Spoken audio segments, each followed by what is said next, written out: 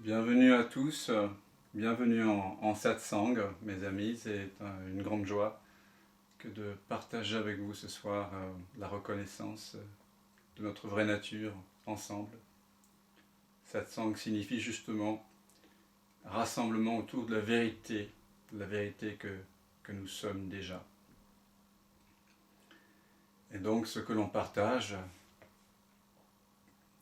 c'est cette reconnaissance. Et je parle bien de reconnaissance parce que ce vers quoi on pointe ici, c'est quelque chose que vous connaissez déjà bien sûr, parce que c'est tellement intime que vous ne pouvez pas ne pas le connaître. C'est juste que ça ne peut pas se connaître avec la pensée, par le biais de la mémoire, par le biais d'une pratique. C'est ce que vous êtes. Et donc il n'y a en quelque sorte rien à faire pour que cela soit là. C'est déjà là. Mais peut-être y a-t-il quelque chose à défaire. Peut-être que le regard est encore un petit peu encombré. Et donc, ce que je vais vous proposer, c'est de partager un regard désencombré. Et s'il est encombré, eh bien de amener le regard à sa source. Voilà ce que nous allons partager ce soir. Bienvenue au nouveau, à tout le monde bien sûr. On est une soixantaine ce soir. Il y a probablement des nouvelles personnes, donc je rappelle que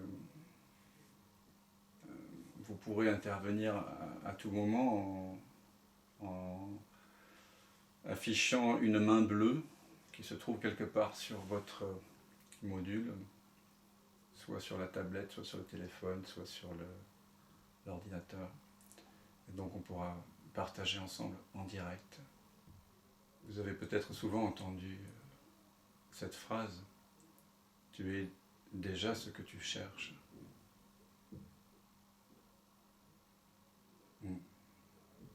Vous êtes déjà ce que vous cherchez. Laissez résonner cette invitation. Je suis déjà ce que je cherche.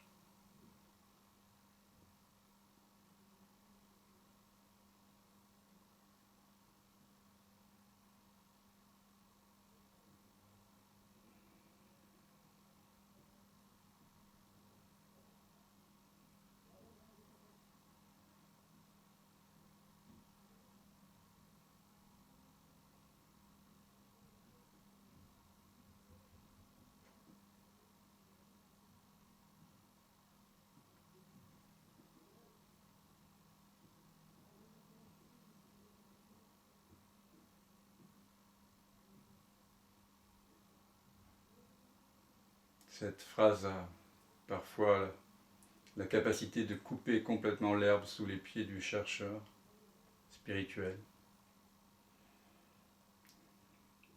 Qu'est-ce que le chercheur spirituel ? Eh bien, c'est quelqu'un qui s'identifie au fait d'être une personne et qui pense qu'il pourra trouver quelque chose plus tard que maintenant et ailleurs qu'ici, qu'il pourra trouver plus de paix et plus de joie et plus d'amour qu'ici et maintenant.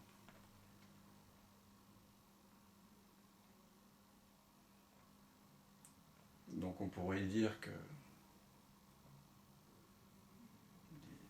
7,8 milliards d'individus sur cette terre sont des chercheurs, peut-être pas spirituels, de façon évidente, mais tout le monde cherche le bonheur, c'est un fait. Tout le monde cherche la paix, la joie et l'amour.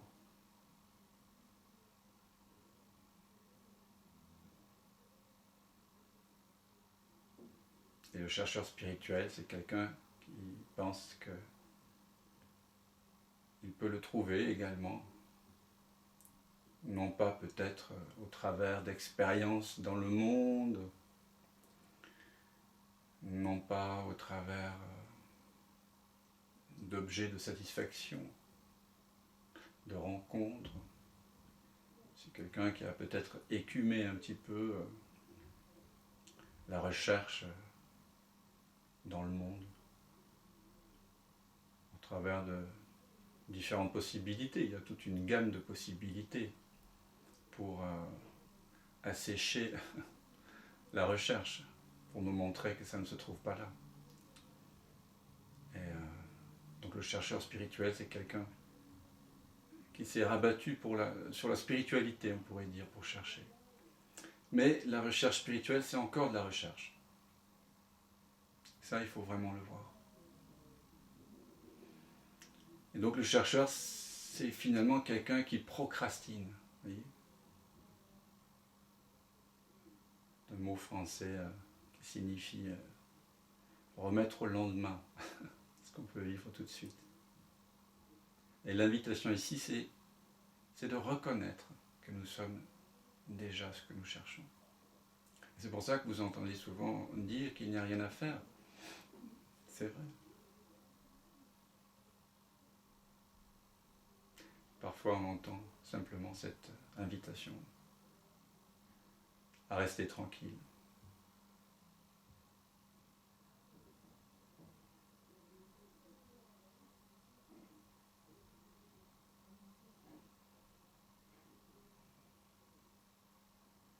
Car au final, c'est notre intranquillité, c'est-à-dire c'est cette obsession de chercher quelque chose qui pourrait se trouver plus tard que maintenant et ailleurs qu'ici, qui recouvre le fait que ce que nous cherchons est déjà là. Qu'est-ce qu'on cherche ? On cherche la paix. Et la paix, c'est de ne pas être en conflit. Ici et maintenant, il n'y a pas de conflit avec quoi que ce soit. Pour être en conflit avec quoi que ce soit, il faut que la pensée se mette à proposer des alternatives, qu'on commence à comparer. Il faut que la pensée entre en jeu, la pensée dualisante, qui crée un moi séparé de l'expérience, un moi qui se souvient d'expériences précédentes et qui compare avec d'éventuelles expériences à venir. Et quand il en est ainsi, la paix, elle est perdue. Quand on croit à une telle croyance, on ne sent plus la paix. Mais ces pensées qui nous disent que la paix est plus tard que maintenant et ailleurs qu'ici, elles surgissent au cœur de cette paix que nous sommes déjà. Et donc l'invitation, c'est de voir ça.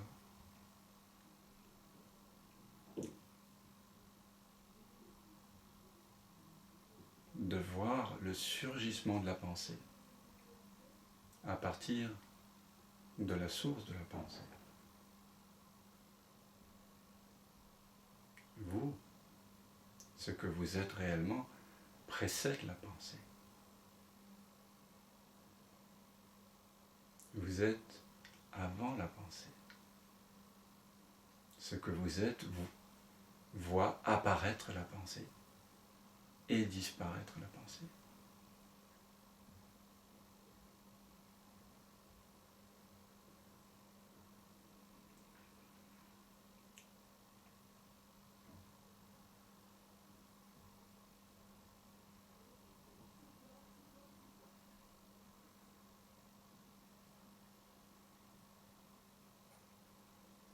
Et cela qui voit apparaître et disparaître la pensée est en paix, est déjà la paix.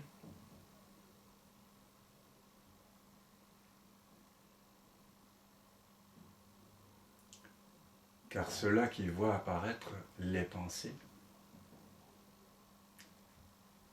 de paix ou de non-paix,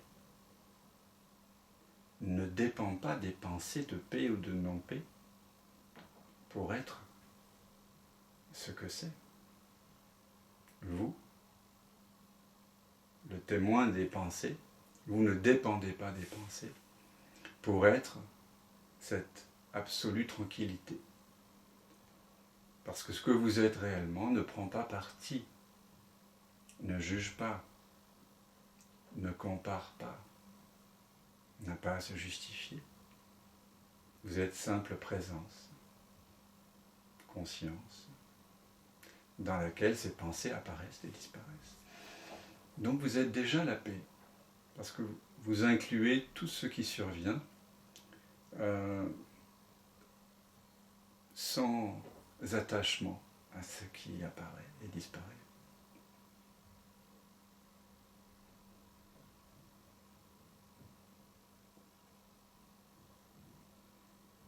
Et ce non-attachement, qui est l'essence de ce regard désencombré, de cette présence que vous êtes, c'est ce que je nomme la paix.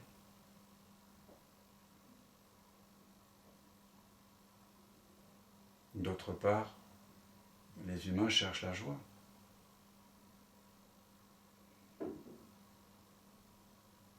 Donc nous avons eu plein de façons de chercher cette joie dans le monde. Mais toutes les joies que nous avons eues sont de courte durée. Certes, elles ont une certaine intensité parfois, mais elles ne durent pas. Et ce que l'on cherche profondément, c'est une joie permanente. Et cette joie profonde, qui ne dépend de rien, elle vient de la reconnaissance que ce que nous sommes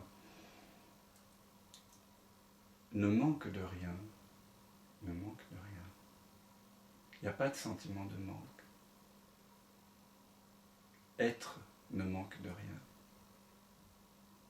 La présence consciente que nous sommes maintenant ne manque de rien. Il peut sembler que la pensée nous dit que ce serait mieux si seulement.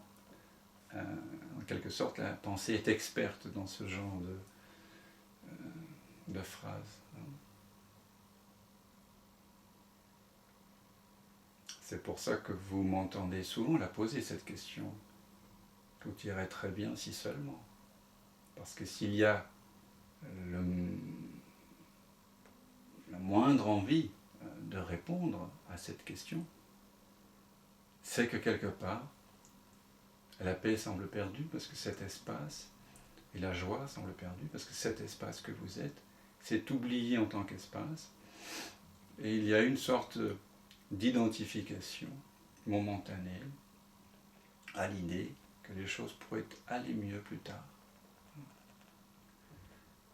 La pensée, c'est la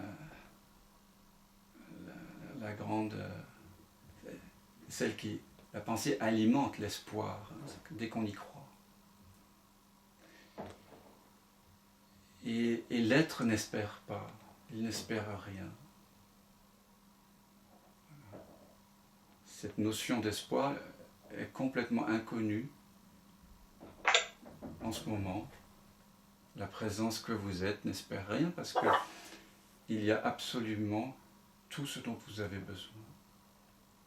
Et donc vous pouvez sentir en cet instant qu'il n'y a aucun manque, que être ne manque de rien.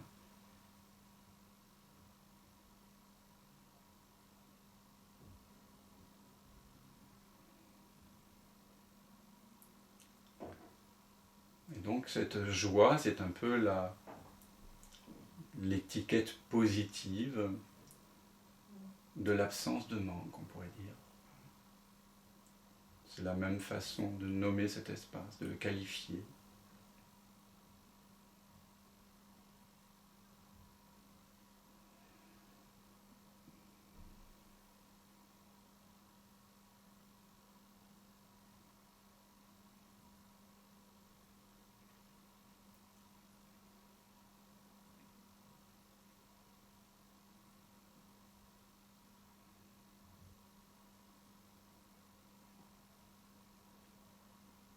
Je suis déjà ce que je cherche.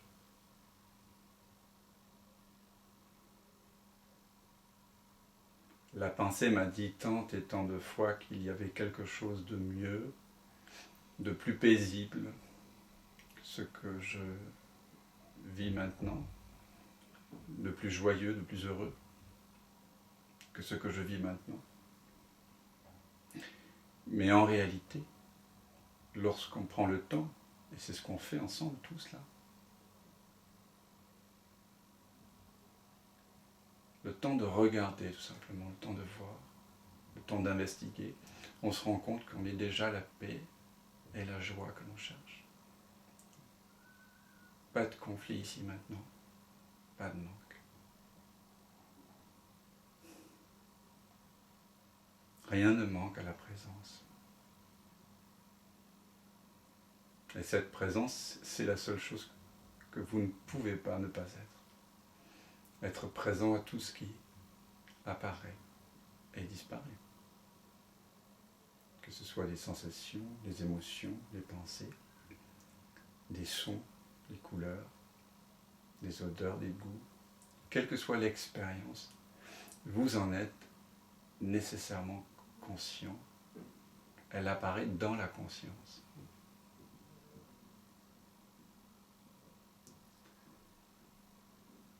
Et cette présence que nous sommes tous en cet instant, on pourrait dire aussi que elle est pleine d'amour. Elle est amour. Elle n'est pas pleine d'amour, elle est l'amour. Je pense que chacun d'entre nous, nous avons cherché l'amour sous une forme ou sous une autre. L'amour de notre maman, l'amour de notre papa, l'amour de la maîtresse, du maître, l'amour de l'autre, l'amour de nos enfants, la reconnaissance par nos pères, par nos amis, par le gouvernement, un clan, un parti, une association, le public. On a cherché l'amour à l'extérieur.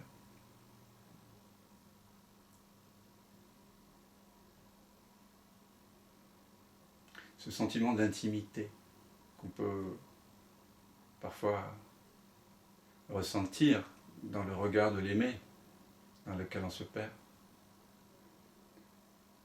Mais on sait aussi que tous ces moments d'intimité, d'amour, de reconnaissance dans le monde ne durent pas. Rien ne dure dans le monde. Tout est impermanence dans l'expérience. Chacun d'entre nous, nous le savons. Et donc à un moment donné, il se peut qu'on ait été simplement renvoyé à la maison. Et que soudain là, en soi, dans le foyer de cette présence, on se rend compte qu'il y a l'amour qu'on cherchait. Pas l'amour comme un sentiment amoureux, mais l'amour au sens de l'intimité, au sens où cette présence être, et nous sommes tous en train d'être en cet instant, cette présence est en intimité avec les mots que je prononce, avec les pensées peut-être qui sont là. Peut-être qu'il y a des pensées qui disent « mais qu'est-ce qu'il dit ? Qu'est-ce qu'il est ennuyeux ? Qu'est-ce que ça veut dire tout ça ? Ah oui, je ressens vraiment ce qu'il dit. » Mais qu'importe ce que la pensée dit. Ce qui importe, c'est cette intimité qu'il y a entre la présence que vous êtes, ma voix, les pensées, les sensations, les émotions. Il peut être réalisé maintenant. C'est que maintenant qu'on réalise que tout apparaît à 0 centimètre de vous. Qu'il n'y a pas de distance entre celui qui entend et ce qui est entendu. Entre celui qui connaît et ce qui est connu. Entre celui qui aime et ce qui est aimé. Entre ce qui perçoit et ce qui est perçu. Pas de distance. Aucune distance entre cela qui cherche et ce qui est cherché.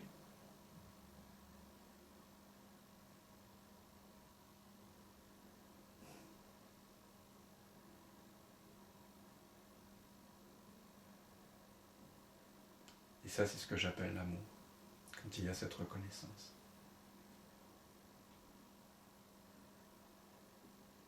Donc nous pouvons tous réaliser en cet instant que nous sommes cette intimité avec toute perception. La pensée peut-être va nous dire que la voix de Dan, elle apparaît là-bas à Paris. Mais dans l'expérience directe, si l'on ne fait pas référence à la mémoire, la voix de Dan apparaît ici maintenant, sur l'écran de la conscience, sur l'écran de cette conscience présente que vous êtes. Vous ne pouvez pas dans l'instant trouver de distance, de séparation entre ce qui émet et ce qui reçoit, entre le son et le silence qu'il l'entend. Et même si des pensées vous disent qu'il y a une distance, ces pensées apparaissent également à 0 centimètre de cette présence.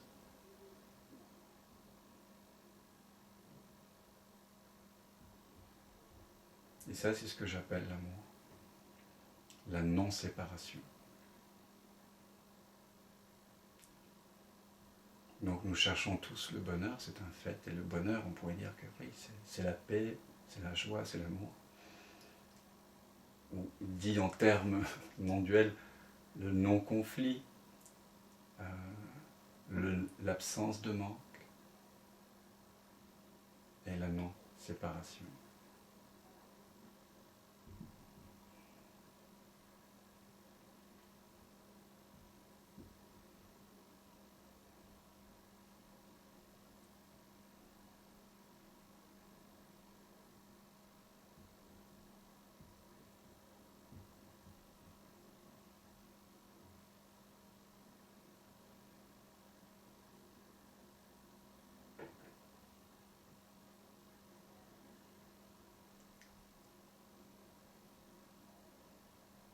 C'est très goûteux, comme disait une amie, que de réaliser cela.